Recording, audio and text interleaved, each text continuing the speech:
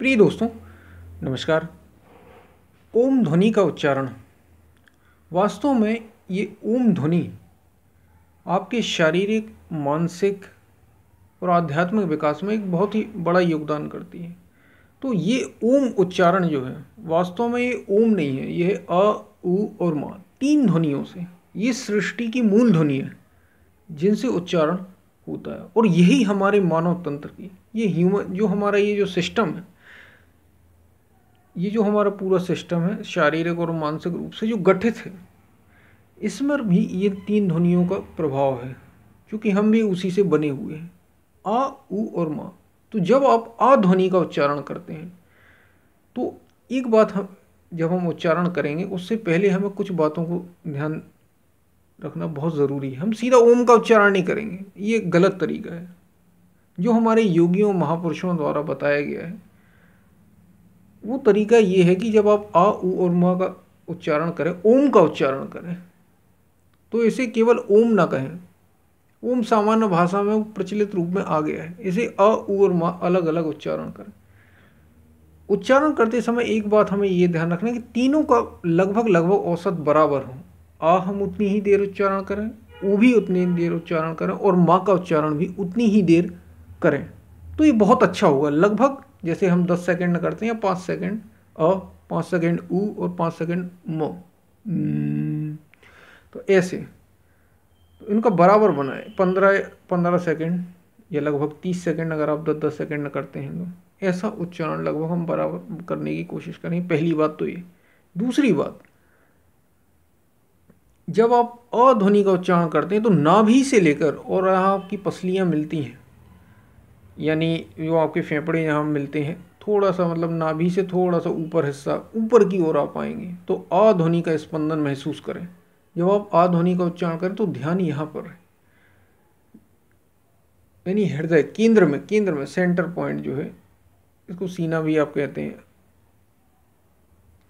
तो जहाँ दोनों पसलियाँ आपकी मिलती यहाँ पर आ का ध्यान। जब आप ऊ इस ध्वनि का उच्चारण करेंगे तो वहाँ से लेकर उस सेंटर पॉइंट से लेकर जहाँ आपकी पसलियाँ मिलती हैं ऊपर की ओर आएंगे और कंठ तक, गले तक आएंगे। यहाँ पर कंपन को महसूस करें। ये हो ही रहा है, भले ही आप महसूस करते समय आपका स्पंदन हो या ना हो, क्योंकि ये एकाग्रता पर निर्भर होता है। हम ध्यान लगा कोशिश करेंगे कि हमारा ध्यान यहाँ पर है। और जब म ध्वनि का उच्चारण करेंगे आप, तो आप याद रखेंगे कंठ से लेकर और ऊपर की ओर नासिका तक ये ध्वनि जाए, यहाँ तक जाती है। ये ध्वनि का उच्चारण कंठ से लेकर ऊपर की ओर होता है, नासिका तक, नासिका के अग्रभाग तक ऊपर की ओर।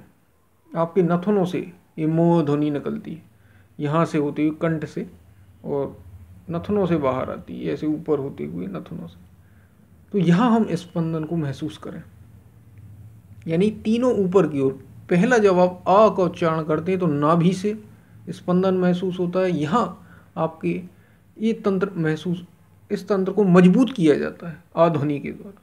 और उ ध्वनि के द्वारा आपका जो ना ये जो पसलियाँ जहाँ मिलती हैं उस केंद्र बिंदु से लेकर उस क्षेत्र को, फेफड़ों के पूरे एरिया को मजबूत किया जाता है, उस तंत्र को। और जब आप म ध्वनि का उच्चारण करते हैं तो कंठ से लेकर ऊपर की ओर ऊर्जा का गमन होता है, ध्वनि का जो उच्चारण होता है। तो आ, उ और म, ये सृष्टि के जो तीन मूल शब्द हैं, ये ध्वनि है। ओम ही, इसी को ओम कहा जाने लगा, वास्तव में ओम है, अ, उ और म। तो ये वही बात, ये महापुरुषों द्वारा, योगियों द्वारा ही बताया गया, वही बात यहाँ पर बताई है, लेकिन इसका उच्चारण करने का सही ढंग और सही तरीका है। तो हम 21 बार इसका उच्चारण करेंगे, आप साथ में ज़रूर करें। और 21 बार, जब आप 7 बार भी कर सकते हैं, 11 बार भी कर सकते हैं, 21 एक अच्छी संख्या है। आप रोजाना इसका उच्चारण करेंगे तो आप देखेंगे बेहतर शारीरिक स्वास्थ्य, बेहतर मानसिक स्वास्थ्य और आपको आध्यात्मिक लाभ भी इससे होगा। शारीरिक और मानसिक रूप से आपको, आपके सिस्टम को ये मजबूत करता है और आपको इसके बहुत बहुत लाभ होते हैं। तो अब हम उच्चारण करेंगे। एक चीज़ याद रखें, रीढ़ की हड्डी सीधी हो, पालथी मारकर बैठना है आपको। साधारण अवस्था में जैसे हम बैठते हैं तो बस पालथी मारकर बैठ जाइए। साधारण से आसन में, कोई आसन विशेष लगाने की जरूरत नहीं है, साधारण पालथी मारकर जैसे बैठते हैं वैसे बैठना है हमें। और हाथों जो हथेलियां हैं वो ऊपर की ओर हैं, आकाश की ओर हैं, मतलब खुली हुई हों हथेलियां ऊपर की ओर, सीधे अपनी जंघाओं पर आप रख लेंगे दोनों, और घुटने के आसपास वहाँ आप रख लेंगे जैसे हम सामान्य रख लेते हैं, बस वैसे ही ऊपर की ओर खुली हुई हों। और 21 बार हमें इसका उच्चारण करना है। ठीक। एक चीज़ याद रखें, रीढ़ की हड्डी सीधी हो, सीधी हो एकदम, क्योंकि रीढ़ की हड्डी से ही ऊर्जा का गमन होता है, इसका बड़ा योगदान है। सामान्य रूप में बैठते समय भी आपको ये ध्यान रखना चाहिए, लेकिन जब आप उस समय ध्यान ना भी रहे, लेकिन जब आप योगाभ्यास कर रहे हो कोई भी हो किसी भी प्रकार का, तो ध्यान रखें रीढ़ की हड्डी एकदम सीधी हो, तभी उसका लाभ होगा। नहीं तो आप लाभ, रीढ़ की हड्डी का बहुत बड़ा योगदान है योग में, योग प्रक्रिया में। तो हम अब उच्चारण की ओर चलते हैं। ध्यान रहे आ ऊर म ध्वनि का उच्चारण करते समय आपका ध्यान क्रमशः नाभि, फिर पसलियों के मध्य भाग, यानी आपके बीचों बीच जहाँ फेफड़े मिलते हैं वहाँ, फेफड़ों के बीचों बीच, और फिर उससे ऊपर कंठ के बीचों बीच, इस तीनों तीनों जगहों पर ध्यान का केंद्र हमें रखना है, जो जैसा मैंने आपको पहले बताया। तो हम उच्चारण करते हैं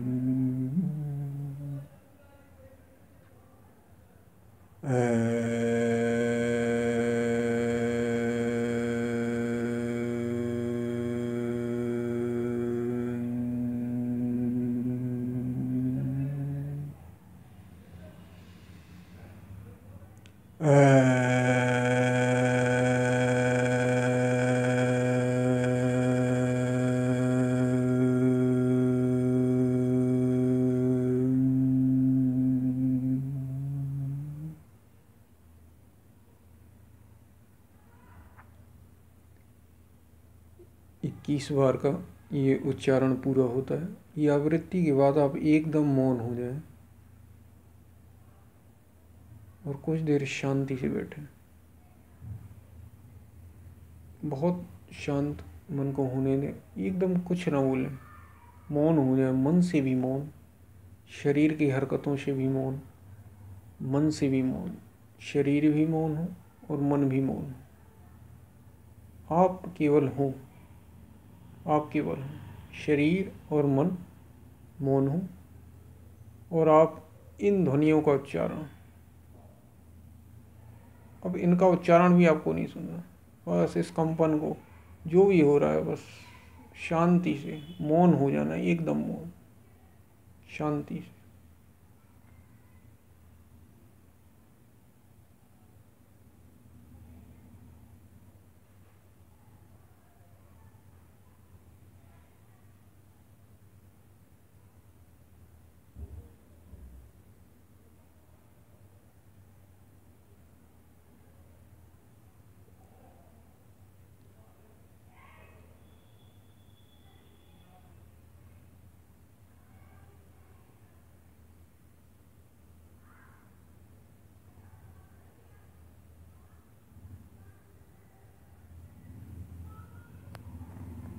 बहुत बहुत धन्यवाद।